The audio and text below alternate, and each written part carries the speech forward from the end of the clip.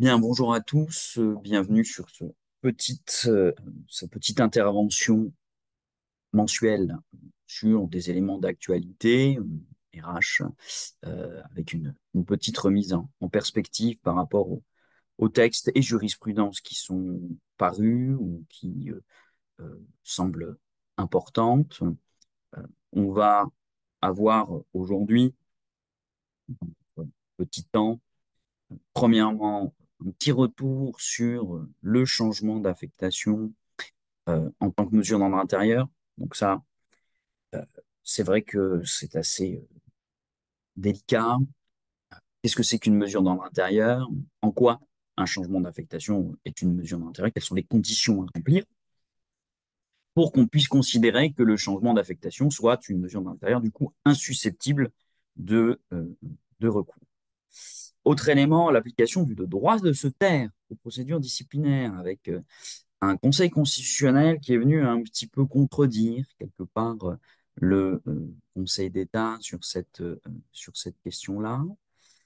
L'articulation du secret médical avec la nécessaire motivation des décisions en matière de protection sociale. On reviendra sur le secret médical, d'où ça vient, comment ça s'applique, les tentatives qu'il y a eu, les censures qu'il y a eu par le Conseil constitutionnel, les exceptions, les dérogations, pardon, au secret médical, et la problématique de la, l'articulation de ce secret médical avec la motivation des décisions en matière de protection sociale, notamment au regard de l'imputabilité, mais pas que, aussi au regard des congés pour raison de santé. Je vous le rappelle, hein, le fonctionnaire en activité a droit à des congés maladie, longue durée ou un CITIS, ce qui veut dire qu'une décision refusant l'octroi d'un congé maladie, d'un congé longue maladie, d'un congé longue durée ou d'un CITIS est une décision qui doit être motivée en droit et en fait. Or, cette motivation, elle trouve essentiellement sa nature au cœur du médical, surtout pour les congés pour raison de santé hors CITIS. CITIS, c'est vrai qu'on a des éléments administratifs qui permettent de refuser l'imputabilité liée à la qualification de l'événement. On parle régulièrement ici parce qu'il y a beaucoup de jurisprudence sur la question. Mais quand j'ai un argument médical ou quand j'ai des congés pour raison de santé non médicaux, eh bien, ça pose la question de la qualité aussi de l'avis rendu par le conseil médical en formation restreinte, avis qui doit, je vous le rappelle et je le répéterai à ce moment-là, être motivé. Être motivé, mais dans le respect du secret médical. Ça, c'est aussi quelque chose qui peut être assez difficile à mettre en. On a aussi une belle JP très intéressante sur la question de l'indemnisation des jours CET en cas de rupture du lien avec l'employeur, qui viendra en complément de ce qu'on a déjà vu fin décembre ensemble sur la question du report et de l'indemnisation des congés annuels qui n'ont pas pu être pris du fait de l'administration. Qu'en est-il de la possibilité d'indemniser les jours de CET en cas de rupture du lien avec l'employeur? J'en profiterai pour revenir sur une question qui avait eu et sur lequel j'ai pu échanger après avec une personne qui avait suivi le webinaire sur la question de la possibilité d'imposer un congé annuel. Je vais revenir deux, trois là-dessus, d'autant qu'on a aussi une jurisprudence qui nous dit que on pourrait imposer le congé annuel, mais dans le cas particulier de la révocation d'un agent. Euh, Tout simplement parce que il n'y a aucune disposition qui prévoit, comme dans d'autres cas, le fait qu'on va permettre à l'agent de prendre ses congés annuels avant de partir. Et comme il n'y a pas de texte, on l'a déjà vu, sur l'indemnisation des congés annuels d'un agent titulaire qui n'a pas pu prendre ses congés annuels, et ben, le juge en tire la conclusion qu'on peut imposer un congé annuel à un agent dans ce cadre-là. La question de la déontologie et de la déontologie appliquée à la protection fonctionnelle. Là aussi, ça nous permettra de revenir un petit peu sur les différentes formes de déontologie, mais surtout sur la déontologie au quotidien et sur le fait que un agent qui se retrouve dans une situation qui puisse faire paraître un conflit d'intérêts, il doit déporter sa, sa capacité décisionnelle en faisant prendre la décision par quelqu'un d'autre. On reviendra un petit peu sur quelques jurisprudences sur ce point-là. C'est que on va le supérieur hiérarchique, ici, qui est mis en cause par un agent, il ne peut pas statuer sur une demande de protection fonctionnelle puisqu'il est dans une apparence conflit d'intérêt. Même si, attention, hein, il n'est pas auteur enfin, ça ne veut pas dire qu'il est nécessairement coupable hein, des faits qui lui sont reprochés. Simplement, c'est qu'il est dans une situation où il ne peut pas, déontologiquement, se positionner sur une demande de protection fonctionnelle. On va avoir la même chose avec un directeur d'hôpital hein, qui va devoir demander l'avis, déporter sa décision au directeur de l'ARS. Et puis, puisqu'on est sur la protection fonctionnelle, eh bien, on verra la question de la prise en charge des éléments de protection fonctionnelle, avec quelques petites jurisprudences assez récentes sur ben, qu'est-ce qu'on a comme prise en charge de protection fonctionnelle. Souvent, on se limite à la prise en charge des frais de justice, des frais d'avocat, alors qu'on peut aller au-delà. Se posera la question aussi de l'atteinte au bien. Parce que la rédaction du texte peut porter à confusion sur la question de savoir si un agent peut obtenir réparation du fait de l'atteinte au bien dans le cadre de la protection fonctionnelle. Et le juge répond à cette question. Oui, on peut le faire, mais il faut prouver qu'il y a un lien entre l'atteinte au bien et la qualité d'agent public. Donc ça, c'est pas forcément facile d'arriver à faire ce lien-là, mais en tout cas, c'est une possibilité. Ça nous permettra de revenir autour de cette notion de protection fonctionnelle et des modalités de prise en charge.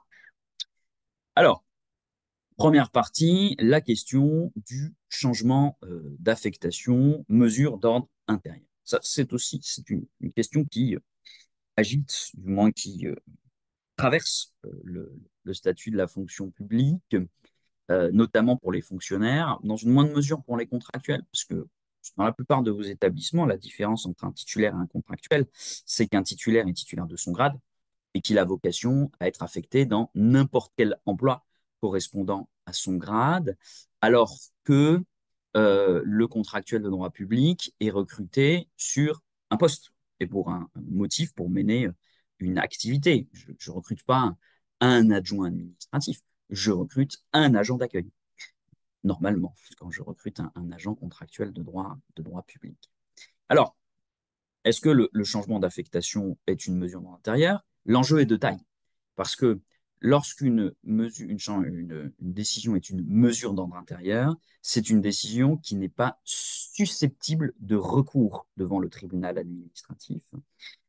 Et en ce sens, je ne peux pas, enfin, quand si je fais un recours contre une mesure d'ordre intérieur, eh bien, le juge va déclarer, enfin, considérer que le recours est irrecevable.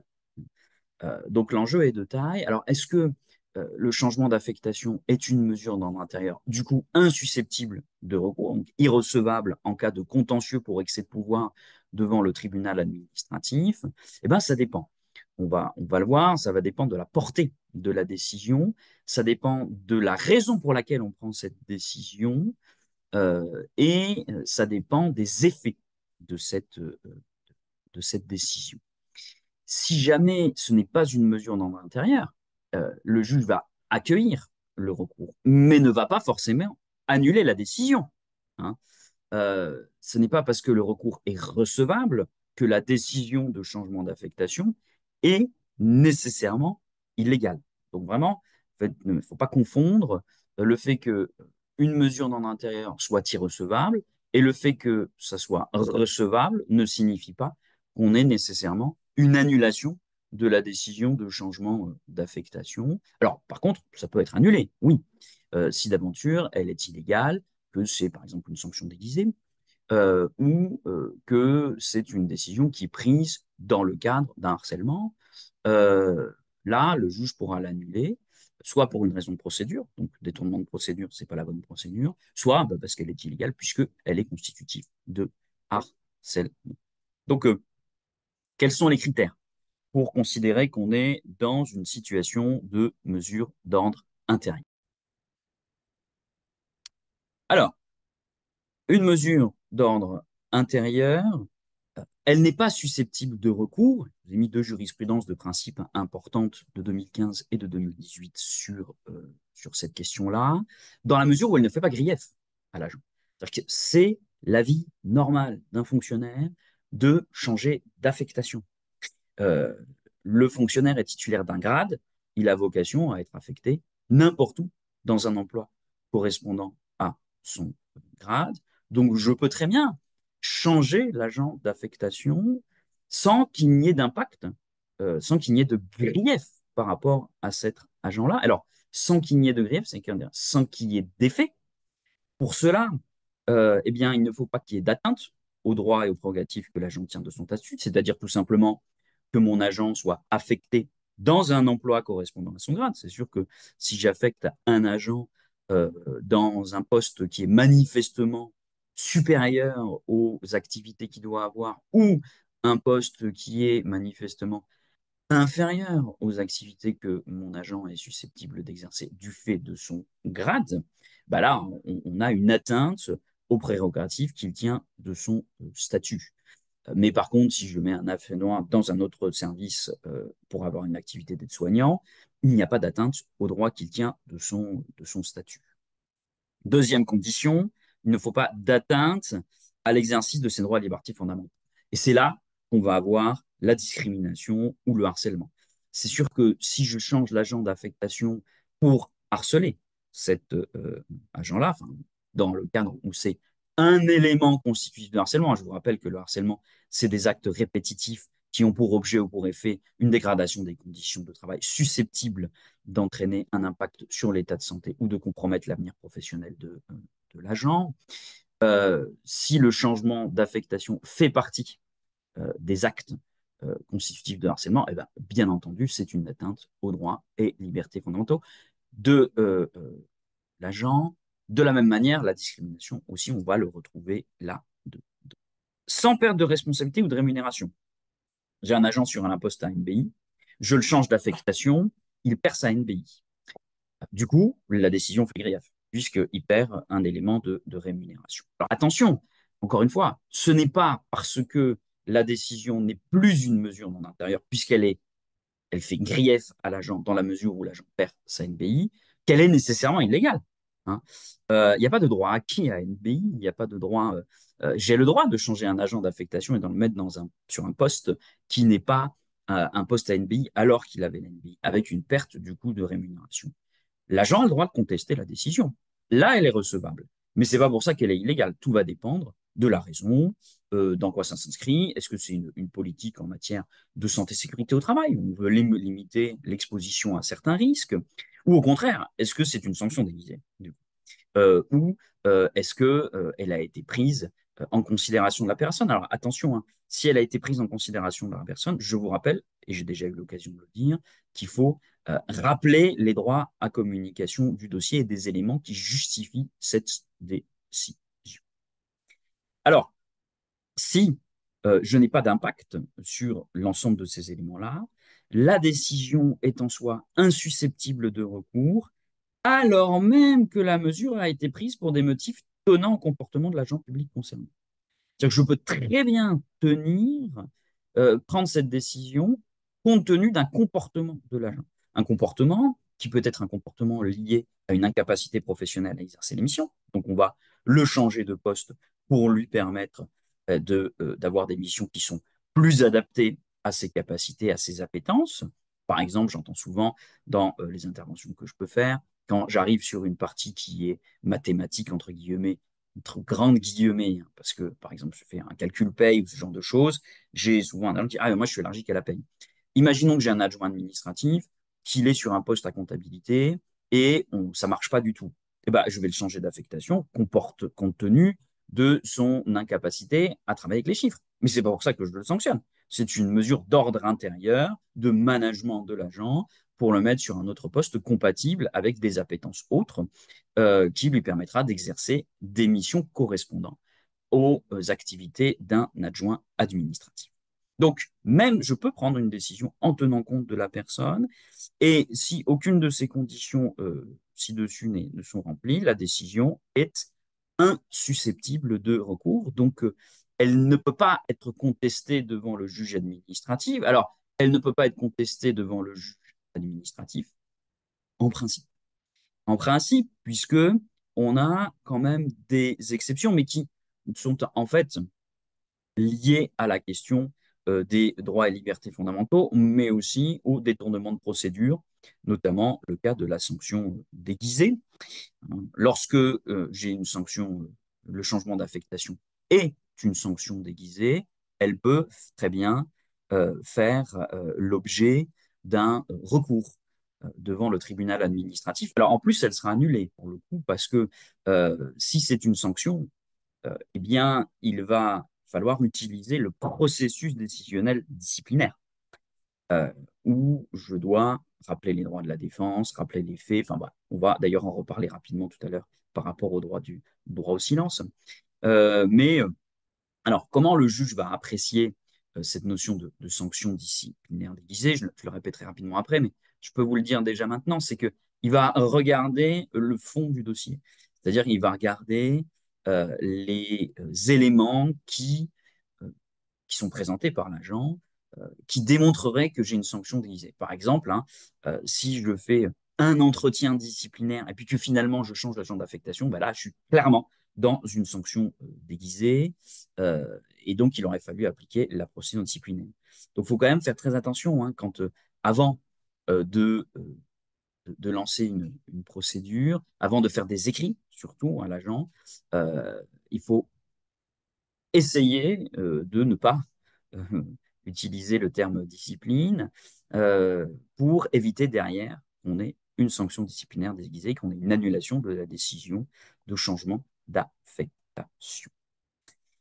Ou traduit l'existence d'une discrimination, on est là-dessus, hein, là sur la question des droits que l'agent tient son statut. Je vous le rappelle, on en a déjà parlé, que le fonctionnaire a le droit de ne pas être discriminé et il n'a pas le droit non plus d'être harcelé moralement.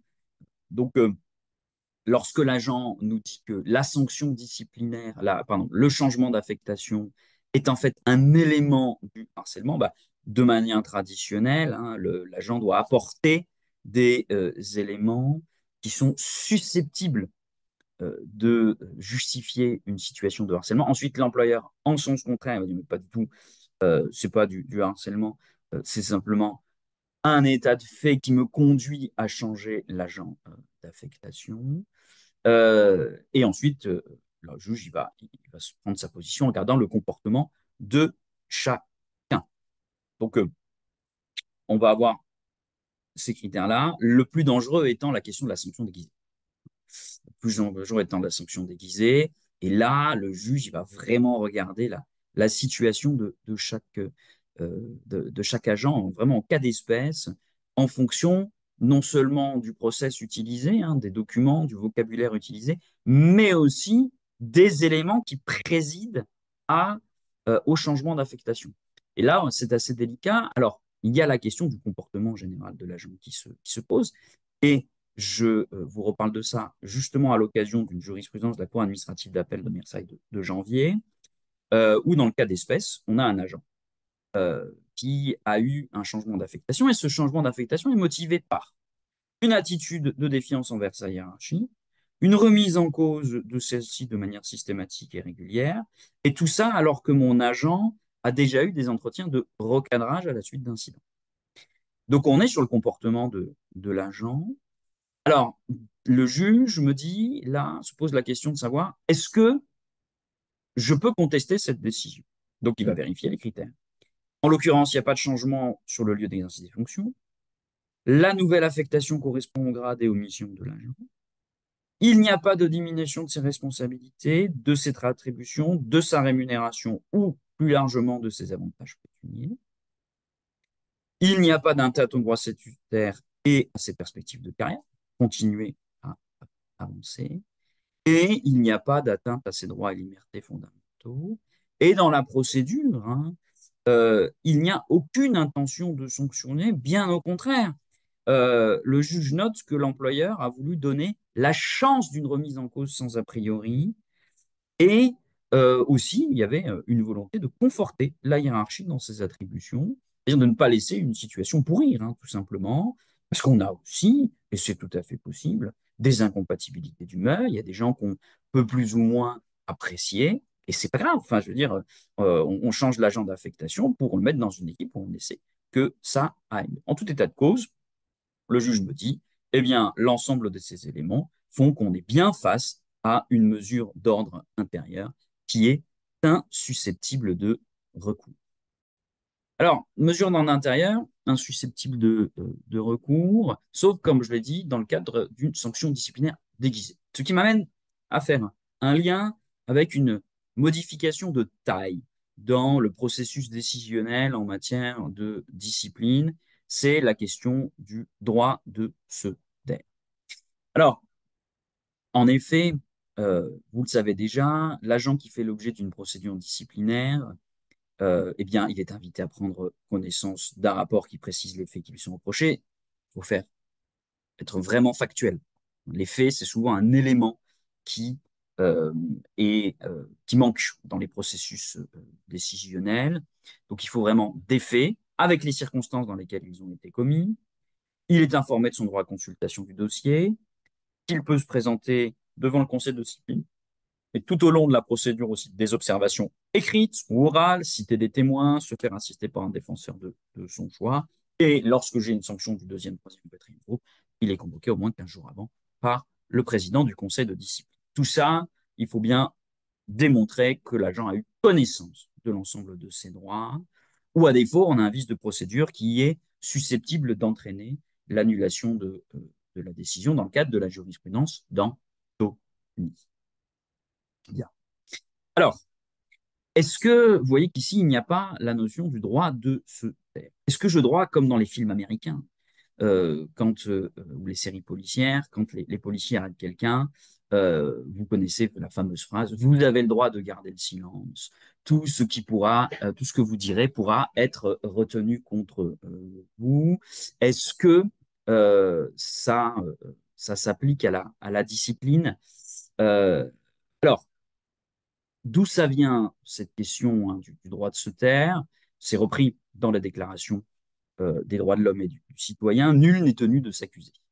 Nul n'est tenu de s'accuser et de facto, il y a un droit de se taire. Alors, pour le Conseil d'État, très récemment, jusqu'au 24 juin 2023, on a eu un arrêt du Conseil d'État qui disait que ce principe a seulement vocation à s'appliquer dans le cadre d'une procédure pénale. Donc, le droit de se taire n'avait pas à s'appliquer dans le cadre d'une procédure disciplinaire. Mais ça, c'était sans compter le Conseil constitutionnel qui, dans le cadre d'une question prioritaire de constitutionnalité à l'occasion d'un litige sur une sanction disciplinaire d'un notaire, euh, a s'est prononcé et a une vision tout à fait différente et même carrément inverse, qui nous dit que la DDHC, la Déclaration des droits de l'homme et du citoyen, nul n'est tenu de s'accuser, que ce droit de se taire s'applique non seulement aux peines prononcées par la juridiction répressive, mais aussi à toute sanction ayant le caractère d'une punition. Et donc, le professionnel faisant l'objet de poursuites disciplinaires ne peut être entendu sur les manquements qui lui sont reprochés sans qu'il soit préalablement informé du droit qu'il a de se taire. Euh, alors, ça s'applique non seulement aux peines prononcées par les juridictions, mais aussi à toute sanction ayant le caractère d'une punition. Mais aussi à toute sanction ayant le caractère d'une punition. Ça veut dire que on va ça veut dire quoi? Un, que la position du Conseil d'État finished, ça ça va plus, puisque là, on a un principe à valeur constitutionnelle qui vient contredire le Conseil d'État, mais ça voudrait dire aussi qu'on devrait appliquer ce genre de procédure aux situations infradisciplinaires, euh, y compris tout ce qui a le caractère d'une punition euh, de, d'un agent. Ça veut dire que dans tout le process, il faut rappeler à chaque fois le droit de se faire. Alors, si je fais un petit schéma assez simple sur la question disciplinaire, donc j'ai des comportements fautifs. Je vous rappelle que un euh, est fautif, un comportement qui matérialise un manquement à une obligation. On est toujours comme ça, fait, rattaché à une obligation, et c'est fait sont des fautes parce que c'est un manquement à une obligation, d'où la grande nécessité de faire la différence entre l'erreur qui est constitutive d'insuffisance professionnelle et la faute qui est constitutive d'un manquement qui est constitué par un manquement à une obligation. Prescription de 3 ans à partir du moment où l'administration a connaissance du comportement fautif. Information de l'agent. Il faut prouver que l'agent est informé des faits, de la volonté de sanctionner, du droit de prendre connaissance du dossier, de présenter ses observations, de se faire assister. Éventuelle saisine du conseil de discipline, soit CAP, soit commission consultative euh, paritaire. Convocation des parties dans le cas d'une saisine. Éventuel donc conseil de discipline. Et puis avis. Et enfin, décision qui doit être motivée. Et donc, dans tout ce petit schéma de la discipline, qu'est-ce qu'on rajoute?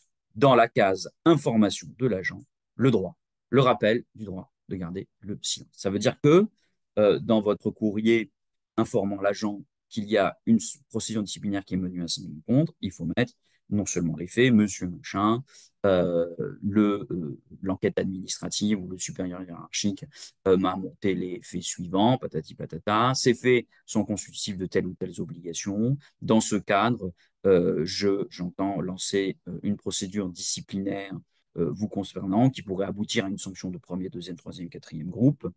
Je vous rappelle votre droit de consulter votre dossier dans telles conditions, de vous faire présenter tout au long de la procédure ou de présenter vos observations écrites ou orales durant la procédure.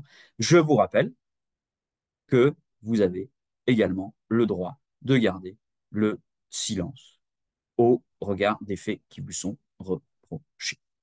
Donc, si vous ne le faites pas, eh bien, on pourrait considérer que l'agent a été privé d'une garantie. Alors, il n'y a pas encore d'arrêt du Conseil d'État sur cette question-là, sur la notion de privation de garantie dans le cas de la jurisprudence d'Anthony. Mais bon, mieux vaut prévenir que guérir, et ça ne mange pas de pain, de rajouter ce petit élément complémentaire. Et en plus, ça permet de se croire dans une série policière américaine. Autre question, c'est celle de l'articulation du secret médical et la motivation des décisions en matière de protection sociale. C'est un peu compliqué et ça a un impact important aussi sur la façon dont le conseil médical va motiver ses avis, puisque quand j'ai une motivation qui est purement médicale, je vais difficilement pouvoir m'appuyer sur autre chose que l'avis du conseil médical en formation restreinte ou en formation plénière en fonction de la situation. Alors, petit rappel hein, sur le secret médical, d'où ça vient, où ça va. Alors, euh, le secret médical a pour origine le droit à la vie privée. Le droit à la vie privée euh, et du secret des informations le concernant. Et le secret médical, eh bien, c'est ce droit à la vie privée. Donc, on va retrouver dans le secret médical les éléments liés à une maladie, les diagnostics, les dossiers, les conversations, surprises au domicile lors d'une visite, et les confidences aussi éventuellement familiales, puisque un médecin, par exemple, peut être quelqu'un de confiance, entre guillemets, à qui on va partager des éléments qui sont des éléments bah, de la vie privée. Donc le secret médical, c'est non seulement des éléments qui sont liés à des éléments purement médicaux, mais aussi ce seraient des éléments que un praticien, un soignant aurait à l'occasion d'un soin. Donc ça, au-delà des éléments qui sont purement médicaux. Donc, qui est concerné par le secret médical? Tout membre du personnel des établissements qui délivrent du soin, quel que soit le niveau, médecin, interne, externe, étudiant, médecine, psychologue, infirmier, aide-soignant, il s'impose à tous les professionnels intervenant dans le système de santé. Et encore une fois, c'est un secret qui est sur les informations médicales, mais aussi pour les informations personnelles recueillies à l'occasion de l'activité professionnelle de soins. Et les administratifs. Alors, qu'en est-il des administratifs, notamment en UNAMA, par exemple? Eh bien, il appartient au médecin de veiller à ce que les personnes qui l'assistent se conforment au secret professionnel et qu'aucune atteinte ne soit portée par son entourage au secret qui s'attache à sa correspondance professionnelle. Les personnels administratifs, et notamment les AMA, sont soumis donc au secret, de toute façon, et au secret professionnel, et donc plus particulièrement au secret médical. Ce secret médical, il y a des exceptions, bien sûr. On a le secret médical partagé.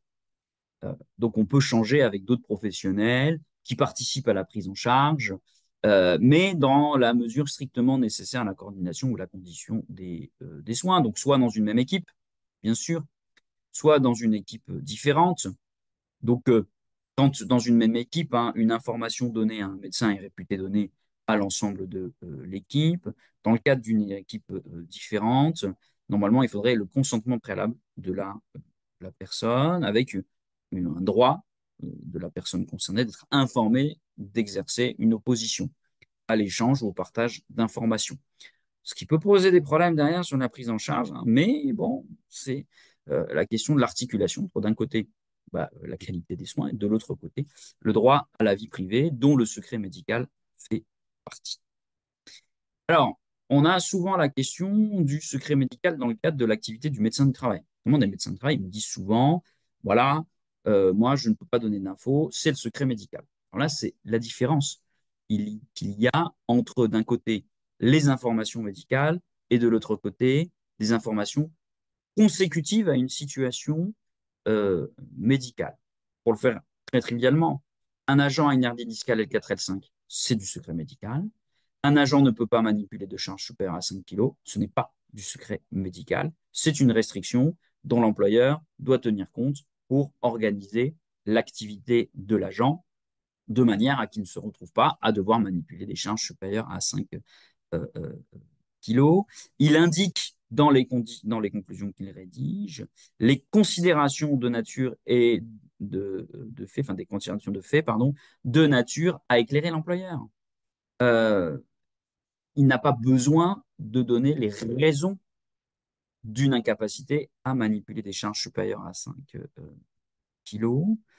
Euh, il doit respecter le secret médical, mais il doit donner les restrictions de, de l'agent, du salarié, puisque c'est les mêmes règles dans le privé comme dans le public.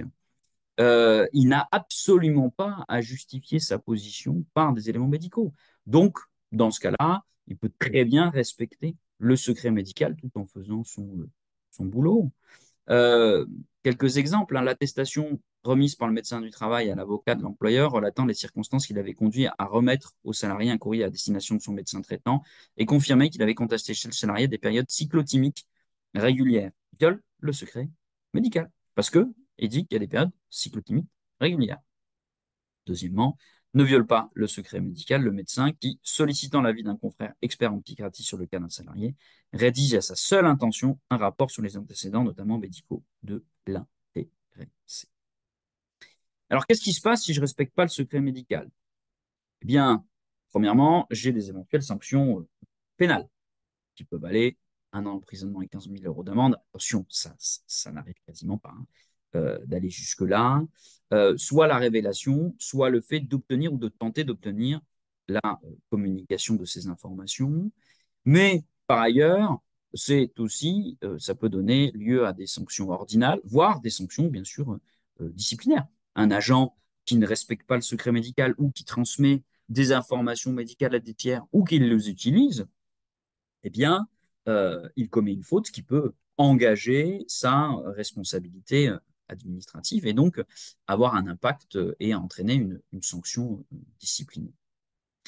En plus de ça, la personne qui voit son secret médical violé a la possibilité d'obtenir une réparation des préjudices qu'il subit. On va en reparler justement. Euh, Lorsque il a des préjudices hein, subis du fait euh, du, du non-respect du secret médical. Alors, ce secret médical, on a des dérogations. Mis à part les équipes médicales partagées, on a des dérogations euh, plus fréquentes, enfin, que vous avez rencontrées plus fréquemment. On a les dérogations familiales, donc un diagnostic grave, pour apporter un soutien de la personne, sauf si la personne s'oppose à communiquer cette information. Et après le décès, on n'a pas de secret médical, sauf si la personne a dit avant de décéder qu'elle ne voulait pas que ces informations soient euh, transmises. Et puis, donc, on a des dérogations pénales. Donc, on va pouvoir lever le secret médical dans le cadre de faits pouvant euh, avoir des conséquences graves pour certaines personnes. Ça, c'est plutôt dans le cadre de procédures pénales, mais aussi dans le cadre de procédures administratives, l'établissement de certificats médicaux permettant la protection des majeurs incapables, l'hospitalisation des majeurs mentaux, et surtout, pour vous au quotidien, c'est la question de la déclaration des maladies professionnelles, des accidents du travail et des maladies contagieuses.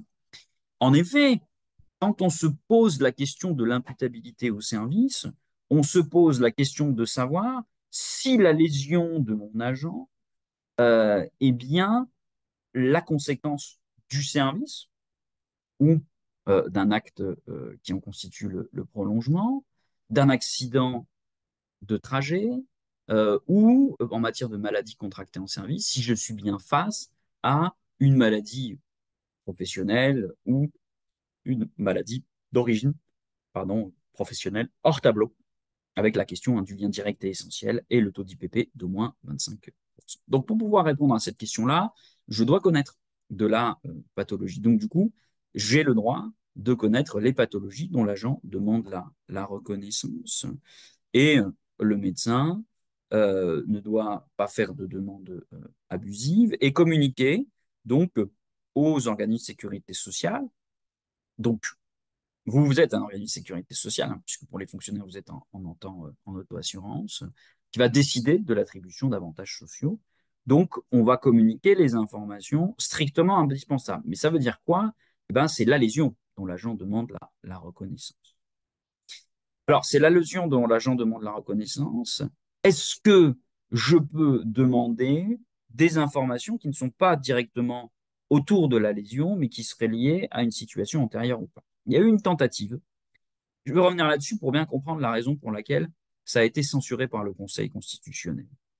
Euh, L'ordonnance, la loi de transformation de la fonction publique et l'ordonnance du 20 novembre 2020 a introduit la possibilité de pouvoir avoir des communications, des informations qui sont des informations médicales, au-delà du secret médical, lorsque j'en ai besoin pour me prononcer sur l'imputabilité. La rédaction, elle était comme ça. Nonobstant toute disposition contraire, peuvent être communiquées sur leur demande au service administratif placé auprès de l'autorité à laquelle appartient le pouvoir de décision et dont les agents sont tenus au secret professionnel, les seuls renseignements médicaux ou pièces médicales dont la production est indispensable pour l'examen des droits, entre guillemets, au CITIS. On est vraiment sur de l'imputabilité. Pour les congés en raison de santé non imputable, la question ne se pose pas, il n'y a pas de communication. Donc là, on est sur de l'imputabilité. Donc, on a eu cette modification de feu l'article 21 bis de la loi 83-634, mais qui a été censurée par le Conseil constitutionnel. Et ce qui est important, c'est de comprendre pourquoi. Alors, premièrement, le Conseil constitutionnel nous dit que on peut le faire, en fait, ça. Ça obéit à un objectif de valeur constitutionnelle de bon usage des deniers publics. Donc, on a la possibilité de le faire. Mais, dans le cas d'espèce, ce qui ne va pas, c'est que, d'une part, les données médicales sont transmises sans le consentement des agents et sans que le secret médical puisse leur être opposé. Okay. Deuxièmement, c'est surtout que l'accès à ces informations médicales est susceptible d'être exercé par les services administratifs. Or, les services administratifs, ça peut concerner un très grand nombre d'agents.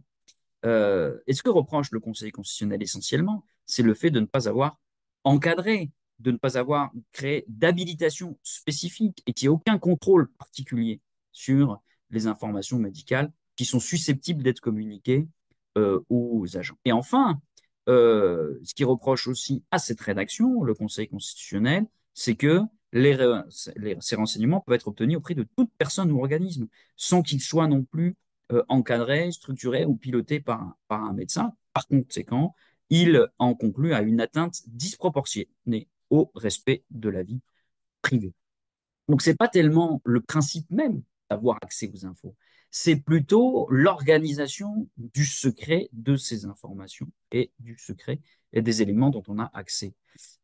Donc, rien n'empêcherait plus tard, hein, peut-être, hein, qu'on ait un nouveau texte qui vienne remettre ça sur le tapis en encadrant un petit peu mieux, comme cela a été fait, comme cela existe déjà pour les services de retraite, en matière de retraite pour invalidité. Alors, donc on a un secret médical, j'ai le droit de connaître la lésion, en fait pas l'antériorité. Simplement, par contre, je vais quand même devoir motiver mes décisions. Je vous le rappelle, l'article L211-2 du Code des relations entre le public et l'administration nous dit que doivent être motivés différents types de décisions et notamment les décisions qui refusent un avantage dont l'attribution constitue un droit pour les personnes qui remplissent les conditions pour l'obtenir. Donc, ça veut dire quoi? Ça veut dire qu'une décision refusant l'octroi d'un congé de de longue maladie, les décisions refusant l'octroi d'un congé de longue durée, les décisions refusant de reconnaître l'impuissabilité au service des conséquences d'un accident ou d'une maladie contractée en service, ce sont autant de décisions qui doivent être motivées. Alors, cette motivation, ça pose un souci. Parce que ça doit être motivé comment? Ça doit être motivé en droit et en fait. Hein, je vous rappelle que une motivation, euh, non seulement j'ai les visas qui justifient les éléments de droit et de fait, mais en plus j'ai des éléments qui doivent être factuels. Alors, je dois motiver un refus d'imputabilité en droit et en fait. Je dois motiver un congé pour raison de santé, un refus de congé pour raison de santé en droit et en fait. Motivation en droit, référence au texte dans la décision, vu le Code général de la fonction publique et notamment les articles L822-18 et suivants, ou vu le Code général de la fonction publique, et ensuite une motivation en fait. Cette motivation, elle doit être claire, précise, détaillée, et on doit expliquer la raison pour laquelle je refuse la reconnaissance de l'imputabilité ou plus largement le congé pour raison de santé. Voilà, j'ai deux situations. Première situation, c'est des éléments qui sont des éléments pratiques administratives factuelles au regard de la définition même de l'imputabilité, considérant que l'accident a eu lieu sur un détour qui n'était rendu nécessaire ni par les nécessités de la vie courante, ni par les nécessités de service. J'explique que ce détour fait que je ne suis pas face à un accident de trajet. Euh, Considérant que l'accident a eu lieu lors d'une journée de télétravail à l'agent qui était en train de repasser ses chemises. Toute récente jurisprudence administrative sur la question. On va en avoir plein, hein, des jurisprudences sur le télétravail. Ça va être croustillant. Mais là, je refuse l'imputabilité, non pas parce que je n'y ai pas de lien entre la lésion et la chute du fer à repasser, mais je refuse l'imputabilité parce que repasser ses chemises pendant une journée de télétravail n'est pas un acte qui constitue, qui est une prolongation de l'activité normale de service.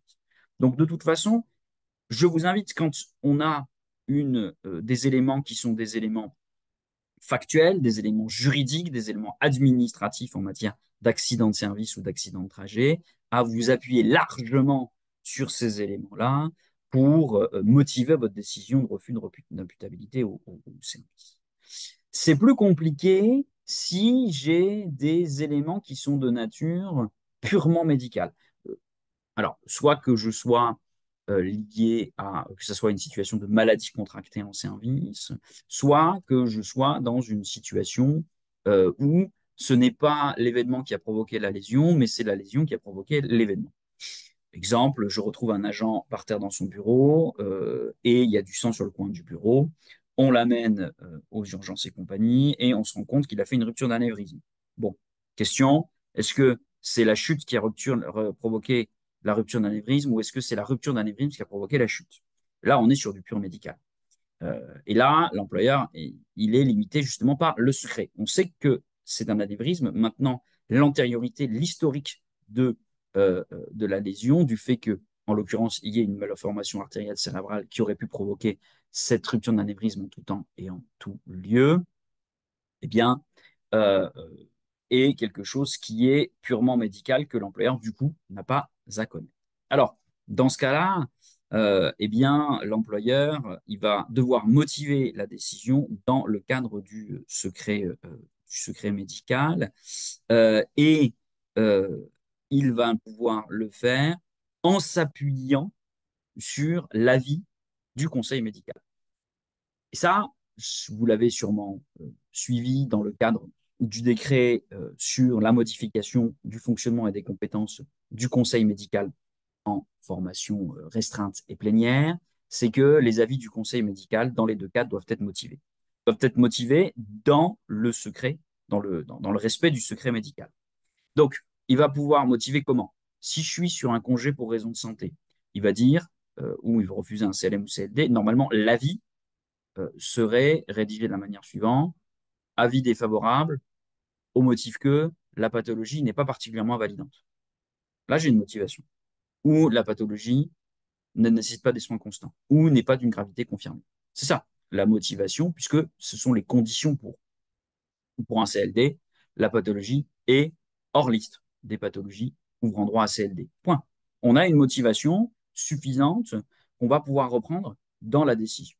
En matière d'imputabilité, un exemple de rédaction, ce serait de dire avis défavorable, donc conseil médical en formation plénière, parce que la lésion de l'agent aurait pu avoir lieu en tout temps et en tout lieu, euh, sans nécessité particulière liée au service. Je reprends cette motivation dans ma décision et je communique, bien sûr, à l'agent. De toute façon, il a eu la communication puisqu'elle est de droit, l'avis du conseil médical.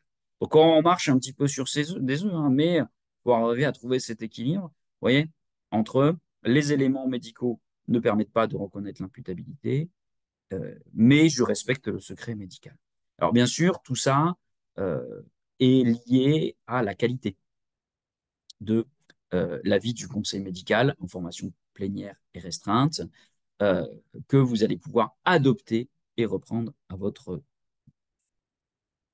Alors, que se passe-t-il si, dans une décision, je ne respecte pas le secret médical? C'est-à-dire que j'ai connaissance d'informations médicales et dans la décision en elle-même, je la rédige en méconnaissant le secret médical.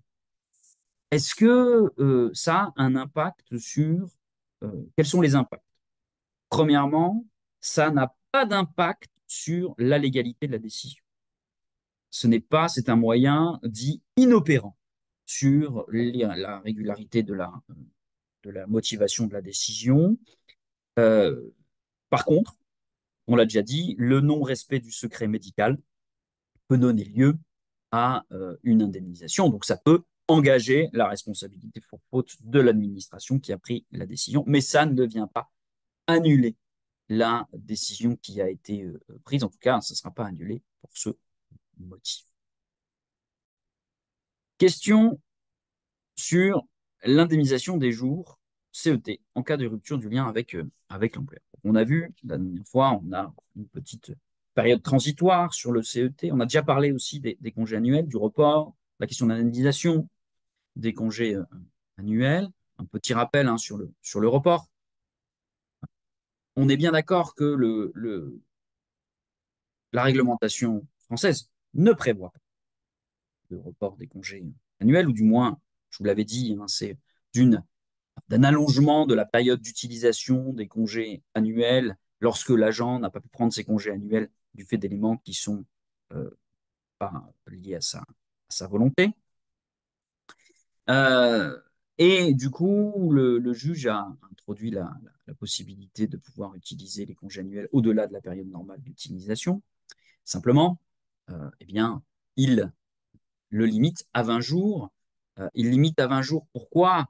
Eh bien, en référence à la jurisprudence de la Cour de justice de l'Union européenne, parce qu'en Europe, euh, on a, le juge fait la différence entre deux types de congés. Les droits à congés payés, qui sont un principe du droit social européen. Donc, j'ai le droit à minimum à 4 semaines de congé, donc 20 jours de congé annuel dans une année. Mais on a tout à fait la possibilité d'avoir des congés payés supplémentaires qui s'ajoutent au droit à congé annuel minimal de 4 semaines. Et du coup, le juge européen comme le juge national en tire la conclusion que le droit minimum et le droit pour lequel l'agent peut demander un report ou une indemnisation, c'est 20 jours, hein, ce qui fait que, il y a ici, on a une période allongée donc, de 15 mois, euh, et que mon agent il peut récupérer les jours de 2022 et de 2023, mais ces jours-là uniquement à hauteur de 20 jours. Euh, Pourquoi? Parce que le reste des jours, c'est des jours supplémentaires. Il en est de même pour le paiement.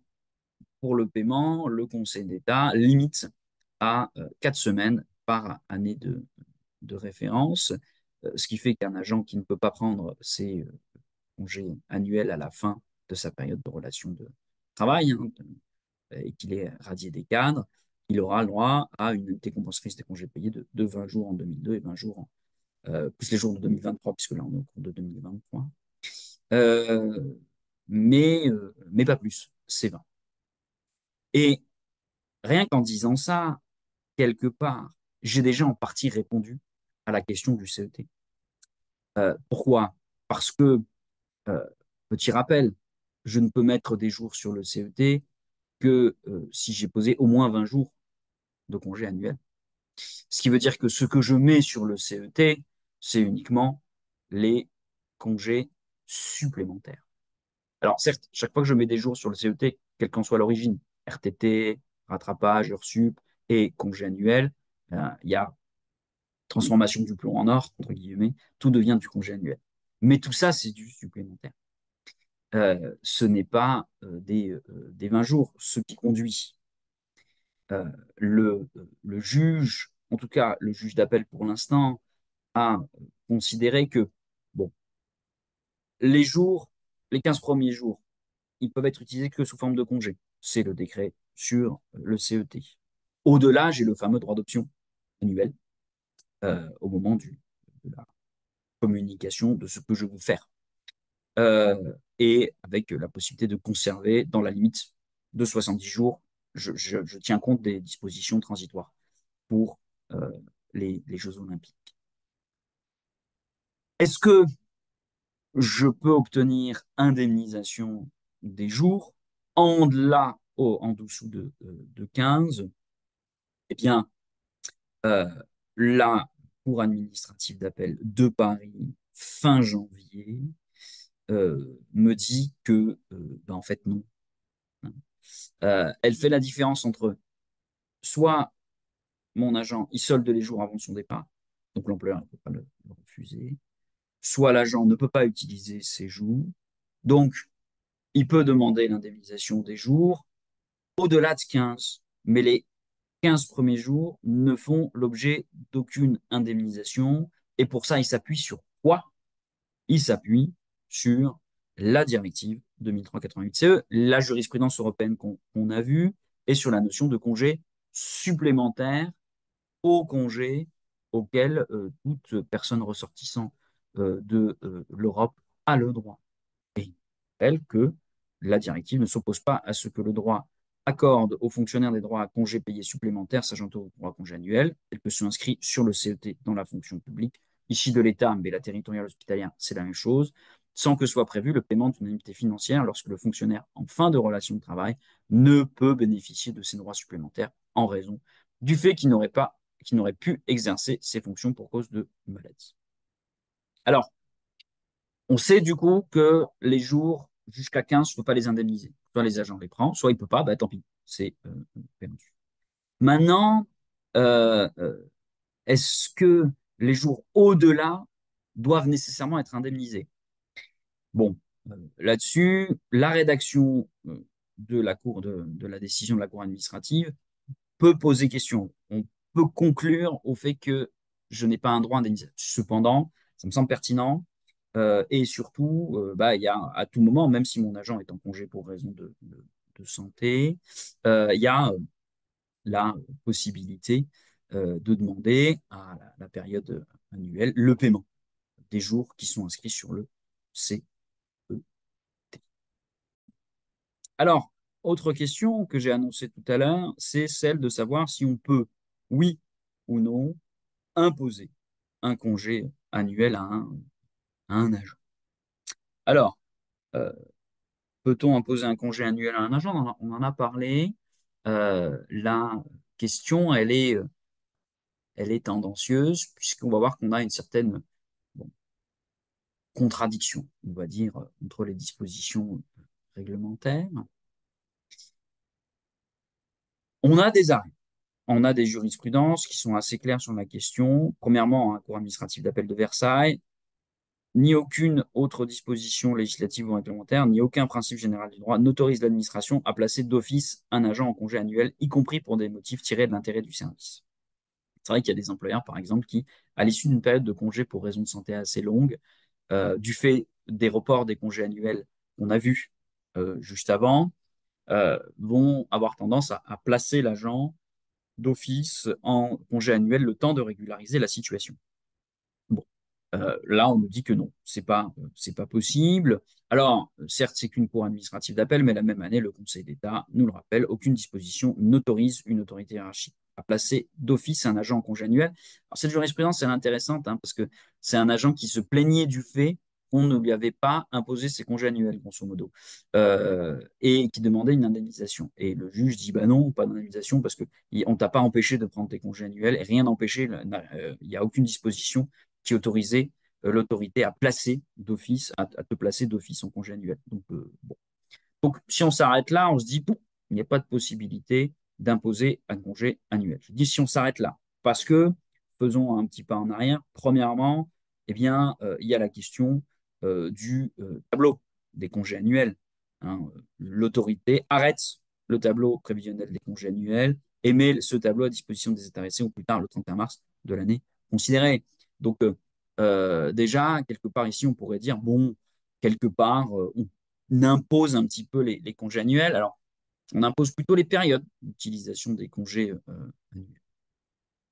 Maintenant, on a une jurisprudence, et c'est la raison pour laquelle j'en reparle, qui fait un petit peu l'articulation entre cette question du report de l'indemnisation et de l'imposition du congé annuel dans le cadre d'un agent qui est révoqué.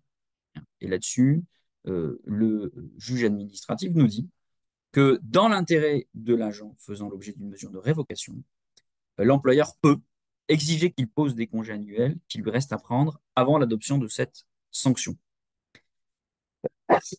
Pardon, dans la mesure, pardon, où d'une part, le statut ne prévoit pas pour les titulaires d'indemnités compensatrices de congés payés, et deuxièmement, dans la mesure où il n'y a aucune disposition qui prévoit que on va décaler la date d'effet de la sanction pour tenir compte des congés annuels non pris par l'intéressé. Donc, eh bien, on a on va pouvoir imposer à l'agent qui prenne un congé annuel avant la mesure de révocation, euh, avant l'entrée en vigueur dans la mise en œuvre de de la mesure de révocation. La question, alors, dernier point, la question de la protection fonctionnelle dans le cadre d'un différend entre agents, puis après on verra la protection fonctionnelle de manière plus large. La règle du déport. Alors, la règle du déport, c'est la conséquence de euh, la, la déontologie. Alors, quelle forme prend la déontologie dans la fonction publique? Elle a différentes formes. Euh, Premièrement, on va retrouver la déontologie dans le cadre de la nomination sur certains postes. La nomination sur certains postes est subordonnée à un contrôle déontologique de l'agent. Donc, on va vérifier ce qu'il a fait dans les années précédentes et quels sont les intérêts, hein, conflits d'intérêts qui peuvent exister entre la nomination sur ce poste et euh, son, euh, euh, son histoire personnelle. Deuxièmement, on le retrouve dans le cadre de la reprise d'activité privée lucrative. Quand j'ai un agent qui prend par exemple une dispo pour convenance personnelle, qui veut reprendre une activité professionnelle, il est obligé d'en informer son employeur et euh, euh, le, euh, l'employeur va contrôler la déontologie. Et s'il a un doute, il va demander l'avis du référent déontologue. Puis, si le référent déontologue maintient le doute, il va demander l'avis de la haute autorité pour la transparence de la vie publique. Bien. On retrouve ça aussi en matière de cumul d'activités. En matière de cumul, au-delà la question de la limitation des périodes de cumul, des activités qui peuvent être faites dans le cadre du cumul, il y a aussi la question de la déontologie du fait de ce cumul. Risque des dérives sectaires ou concurrence ou prise et risque de prise illégale d'intérêt. On retrouve ça aussi à travers la réglementation sur les lanceurs d'alerte et leur protection, mais la déontologie, ça se vit aussi au quotidien. Ça se vit aussi au quotidien dans le cadre de la prévention des conflits d'intérêts. On a des démarches que l'agent doit avoir.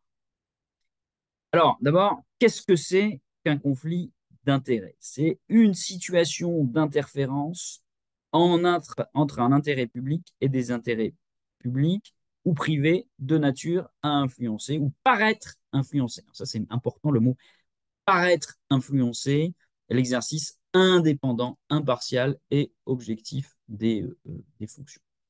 C'est très important, cette notion de paraître influencer. Et du coup, lorsque mon agent estime être dans une situation de conflit d'intérêt, donc c'est l'agent lui-même, hein, il va avoir plusieurs actions à faire. Premièrement, il doit demander l'avis de son supérieur hiérarchique. Il doit s'abstenir d'utiliser une délégation de signature. Il doit s'abstenir de siéger à une instance collégiale ou de délibérer.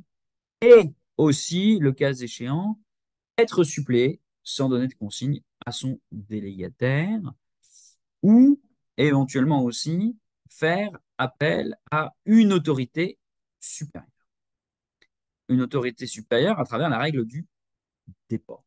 Donc, par exemple, un supérieur, un directeur d'établissement fait l'objet d'une dénonciation ou au titre d'un harcèlement moral, et un agent qui est à l'origine de cette utilisation, par exemple, de dispositifs de signalement, demande par ailleurs la protection fonctionnelle. Et du coup, vous voyez que là, mon directeur d'établissement est un petit peu dans la difficulté parce que d'un côté, il doit se prononcer sur la situation de l'agent, mais d'un autre côté, c'est lui-même qui est l'objet de la situation. Et dans ce cadre-là, le directeur doit transmettre la demande de protection fonctionnelle au directeur de l'agence régionale de santé dont relève l'établissement. On a la même chose en territorial, hein. Un maire accusé de harcèlement, lui, il doit transmettre la demande à un des agents ayant délégation, un délégataire. De la même manière, un DRH qui n'aurait pas pris en considération la dégradation des conditions de travail de l'agent victime et lui aurait suggéré à plusieurs reprises de quitter la collectivité ne peut valablement statuer sur la demande de protection par délégation de l'exécutif de la collectivité. Donc, il faut qu'en plus, il donne la compétence à un délégataire qui sera un décalaire où il n'y a pas de risque d'y avoir susceptible d'avoir un conflit d'intérêts. Pour vous, à l'hospitalière, euh, c'est le directeur qui va déléguer à l'ARS. Alors, lorsque je suis dans le cadre d'une protection fonctionnelle, dans le cadre d'un différend entre agent public et son supérieur hiérarchique, et ben, la Cour administrative d'appel de Paris fait application de la jurisprudence du Conseil d'État de 2020 et nous dit que eh bien, le supérieur hiérarchique ne va pas pouvoir se positionner sur la situation de demande de protection fonctionnelle, euh, et il va devoir ne pas statuer sur la demande et transmettre la demande de manière supérieure et ne pas du tout participer au processus décisionnel en matière de demande de protection fonctionnelle. Sinon, il y aurait un risque sur euh, la déontologie et notamment le conflit. Alors, toujours sur la protection fonctionnelle, question de la protection fonctionnelle et de l'atteinte au bien. Alors, déjà, euh, je vous rappelle, hein, la protection fonctionnelle, c'est la possibilité pour un agent qui est victime ou mis en accusation en tant qu'agent public. En tant qu'agent public, ça c'est super important. Les activités qu'il n'a en dehors de son statut d'agent public, les activités qu'il a en tant que représentant syndical d'ailleurs, sont pas des activités qui sont considérées comme des activités de service. Donc on est en dehors de l'activité d'agent public. Du coup, un agent qui fait l'objet de diffamation, outrage, d'actes de violence, eh bien, qui est victime de harcèlement, peut très bien demander le bénéfice de la protection fonctionnelle. Cette protection fonctionnelle donc concerne aussi bien les atteintes que les condamnations civiles ou pénales. Euh, et donc l'agent fait la demande de protection fonctionnelle, l'employeur accepte ou pas. Euh, D'ailleurs, une protection fonctionnelle, c'est une décision créatrice de droit, mais elle n'est pas illimitée dans le temps. C'est-à-dire qu'on a la possibilité d'abroger, avec une décision motivée, une décision d'octroi de la protection fonctionnelle. Alors, qu'en est-il de l'atteinte des agents? Donc, quelle est la portée de la couverture de la protection fonctionnelle? Quelles sont les formes de protection fonctionnelle et jusqu'où ça va? Alors, il n'y a pas de limite en fait à la protection fonctionnelle. Donc, l'agent qui est atteinte volontaire à l'intégrité de sa personne, qui est l'objet de violence verbale, acte de nature à créer un choc émotif, menace, injure, outrage, tout ça, ça rentre dans la protection fonctionnelle, diffamation par voie de presse, notamment, harcèlement, tout ça, tout ce que l'agent subit dans l'exercice ou du fait de ses fonctions et qu'il le vise personnellement, sont des éléments qui permettent de justifier la protection fonctionnelle, quelle que soit la qualité de l'auteur, et même s'il y a une faute de l'agent, sauf si c'est une faute personnelle, détachable du service. Euh, donc c'est une faute d'une particulière gravité. Quand l'agent est dans une situation comme ça, il peut demander à obtenir la protection fonctionnelle. L'objet, on a deux types d'objets. Premièrement, on a les mesures dites préventives, conservatoires. Et deuxièmement, on a les mesures dites réparatrices. Donc les mesures préventives ou conservatoires, c'est le changement d'affectation, la protection physique de l'agent. Tu peux même aller jusqu'à payer un garde du corps, rien qui le et empêche d'aller d'aller jusque-là.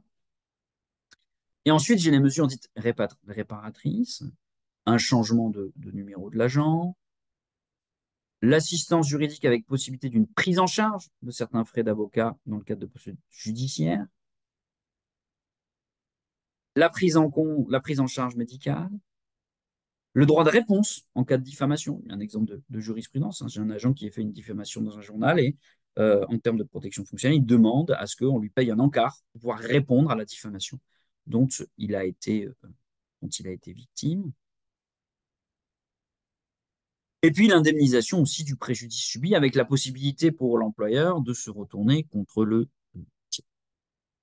Alors, y a-t-il des limites à la protection fonctionnelle, à l'ensemble de ces possibilités de mettre en œuvre la protection fonctionnelle? Bon, déjà, il y a la possibilité de refuser en droit ayant fait, par une décision motivée, en droit ayant fait la protection fonctionnelle. Soit j'ai une faute personnelle de l'agent, soit c'est l'intérêt général, et soit ça ne remplit pas les conditions de la protection fonctionnelle, puisque ce serait lié non pas à son statut d'agent public, mais lié à une activité annexe ou une activité détachée de la situation de l'agent. On peut aussi faire un droit partiel à la demande de protection fonctionnelle, un droit partiel soit sur le principe, soit un droit partiel sur le montant, par exemple, de la protection fonctionnelle qui est apportée. Et bien entendu, hein, il faut les voies des recours pour limiter le délai de contentieux. Alors, par exemple, il y a souvent la question de la prise en charge des frais de justice et des frais d'avocat. Déjà, il y a deux manières hein, de prendre en charge les frais de justice. Soit je fais une convention entre l'employeur et l'avocat.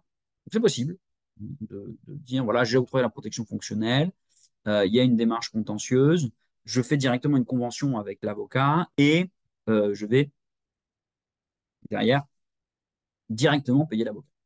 L'autre possibilité, c'est une convention entre l'agent et l'avocat. Euh, dans cette convention-là, après, donc l'agent paye son avocat et ensuite l'employeur, il rembourse l'agent en tout ou partie. On doit avoir un arrêté qu'on attend depuis maintenant 9 ans. Non, 8 ans, pardon. Je suis un petit peu con. Euh, c'est pas 9, mais c'est 8 ans. On attend depuis 8 ans un arrêté qui est censé me fixer le montant des prises en charge des frais d'avocat. Euh, il y en a, il n'est pas sorti. Donc, en attendant, le juge administratif va vérifier sur le montant de la prise en charge des frais d'avocat si ils sont manifestement excessifs au regard, notamment des pratiques tarifaires généralement observées dans la profession, des prestations effectivement accomplies par le conseil et de la complexité particulière ou pas du dossier dans une jurisprudence assez récente du 15 février 2024. La Cour administrative d'appel de Bordeaux a limité la prise en charge des frais d'avocat à un taux de 160 euros hors taxe, compte tenu de ce recours qui était un recours en diffamation de l'agent. Il a fait ça en s'appuyant sur une circulaire 23 avril 2019 qui nous fixe ces montants-là, qui limite donc à, à, ce, à 160 euros. En l'occurrence, hein, là, on avait eu enfin, il y avait eu une intervention avec 30 heures de travail, euh, 30 heures de travail euh, qui avaient été facturées, je vais vous le dire, euh, voilà, qui avaient été facturées 466 euros de l'heure, ce qui nous faisait un total de un peu plus de 14 000 euros. Et là, le juge a dit que c'était manifestement disproportionné dans ce cadre-là et que, du coup, on pouvait légitimement limiter à 160 euros. Puis, l'employeur avait aussi pris les frais de déplacement, mais à hauteur de l'économie ce qui était quand même bien moindre que ce qui avait été facturé au client de la personne concernée. Alors, au-delà, donc ça limite quand même les frais, j'ai de la jurisprudence sur la question. Au-delà de ça, est-ce que j'ai le droit à une réparation liée aux atteintes aux biens? Quand on lit le texte, hein, l'article L134-5 du Code général de la fonction publique, on parle protection contre les atteintes à l'intégrité de la personne. Du coup, ça semble exclure les atteintes aux biens de l'agent, détérioration de son véhicule ou autre. Mais cette protection est accrue pour certains types d'agents civils, notamment les pompiers, mais aussi les soignants. Euh, et cette protection accrue permet de prendre en charge les atteintes aux biens de l'agent. Cependant, il va falloir quand même prouver que les atteintes aux biens sont bien liées au statut et à la volonté de nuire à la personne en tant qu'agent public. Donc là, ça va être peu, un peu compliqué d'arriver à prouver ce lien. Mais en tout cas, c'est possible d'avoir une prise en compte de l'atteinte au bien. Bien, merci d'avoir suivi cet petit webinaire. Je vous souhaite une agréable journée.